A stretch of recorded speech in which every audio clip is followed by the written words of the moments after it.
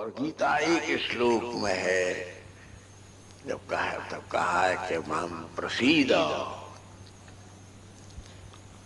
तो भगवान एक ही कहते हैं, अशोच्यानन्वशोचस्त्वं प्रज्ञावादांश भाषसे गतासु न गतासुश्च नानुशोचन्ति पंडिताः।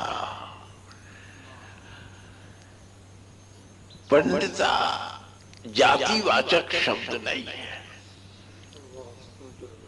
देखो, पंडा कहते हैं बुद्धि को। आजकल पंडा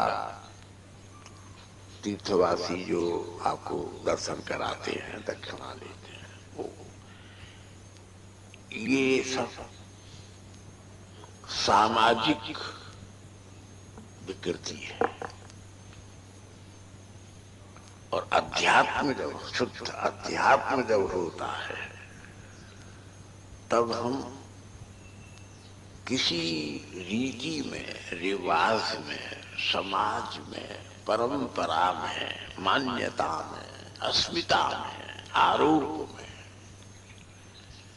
किसी अपने आग्रह में, अपवाद में, आरोप में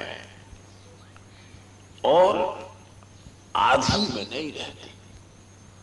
आधि माने चिंता, मानसिक विकार।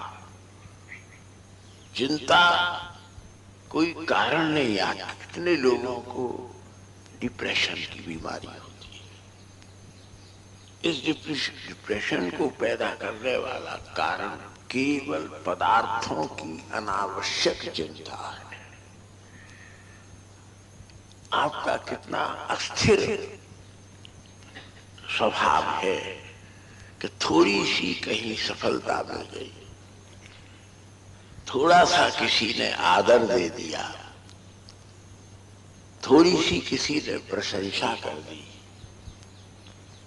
और थोड़ा सा किसी ने कुछ कड़वा कह दिया, आक्षेप कर दिया, आलोचना कर दी, तो कितनी क्षुद्र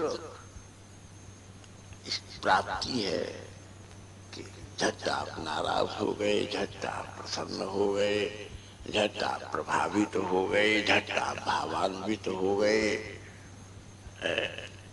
कितने चेंजेस,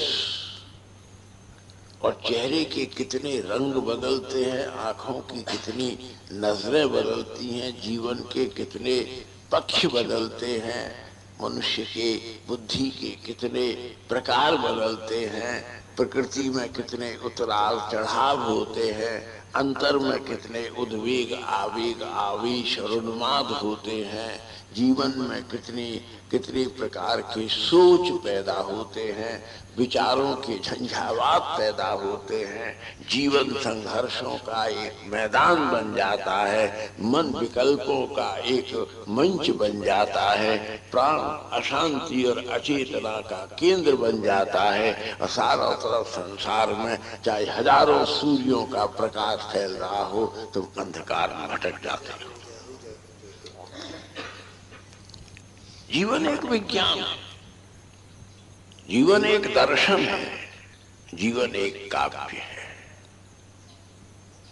और उस जीवन को समझने के लिए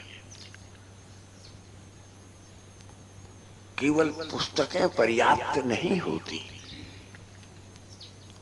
संतों की साधना पूर्वक प्राप्त हुई अनुभूति ही दीप शिखा की तरह ज्वलित होकर के जीवन पथ के ऊपर जिन तत्व और विवेक की किरणों का प्रसार करते हैं, और उनसे अंतर मन की पंकिल भूमि में जिन कमलों का विकास होता है, उन कमलों पर जब अपने श्रद्धा के और विश्वास के भौरे मंडराते हैं और श्वासों में मलयानिल मकरंद की महक पैदा होती है, उस समय ये सारा जीवन एक ऐसे कमल की सी कीर्ति की सुवास प्रकट करता है, जिस पर मुग्ध होकर के लोग बिगड़े हुए, गिरे हुए, पलायित हुए, वंचित हुए, अपने शाश्वत चिदानंदमय स्वभाव में पुनः आकर के स्थित हो जाते।